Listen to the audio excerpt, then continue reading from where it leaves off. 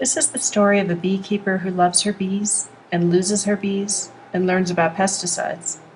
She lives in a mosquito control district. What is a mosquito control district?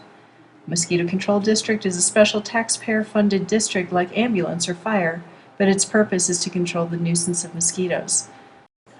There are 734 U.S. municipalities which have created this sort of special district. There are over 35,000 cities and towns in the United States, meaning about 2% of communities have voted to tax themselves to pay for mosquito control. 98% of cities rely on individual citizens wearing long sleeves or putting on bug spray. One argument for having a mosquito control district is that spraying protects people from diseases like West Nile virus. However, a 2003 outbreak in Loveland and Fort Collins, Colorado, one with a mosquito control district and one without, showed that the community that sprayed actually had more infected than the community that didn't spray. In fact, rather than having a health benefit, the chemicals used for mosquito control are toxic to humans, with over 100 studies demonstrating links to ADHD, autism, reproductive problems, and thyroid and other endocrine system conditions.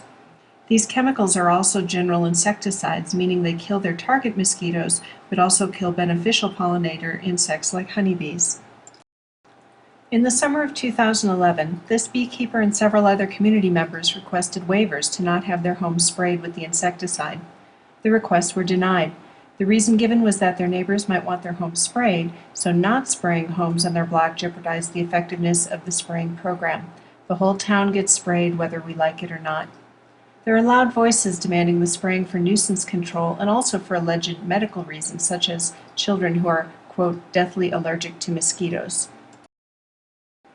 Fear is the bottom line. It is like a bell curve. Most people fall somewhere in the middle with their opinion about mosquito control. Pesticides are probably not good for health, but since the EPA certified the chemical, it must not be that bad, right? On the extreme ends of the bell curve are those who ardently support spraying and those who ardently wish not to be sprayed. Many of the voices on the ardent support end are mothers and grandmothers. They are mama bears when it comes to their children. Do not get in their way. Somehow these women see pesticide spray as a benefit to health. If we win over the grandmas, we win over the world. In the European Union, the EU version of the EPA requires chemical companies to demonstrate the safety of their product before granting the patent. This is called the precautionary principle. The burden of research must be performed before the drug or chemical is allowed to be used on the public, and the expense of the testing is paid by the chemical company. The testing is done by an independent lab. The US EPA uses the risk assessment principle to determine whether or not to grant a patent to a chemical. This method allows the chemical company to test its own product and report the results to the EPA. The process can be expedited for a fee, and if there are health problems that aren't identified by that chemical company's testing of their own product, which may turn up years or even decades after the product has been widely used, it is then the burden of the victims of the chemical to prove that the chemical is unsafe in order for the EPA to pull the chemical's patent.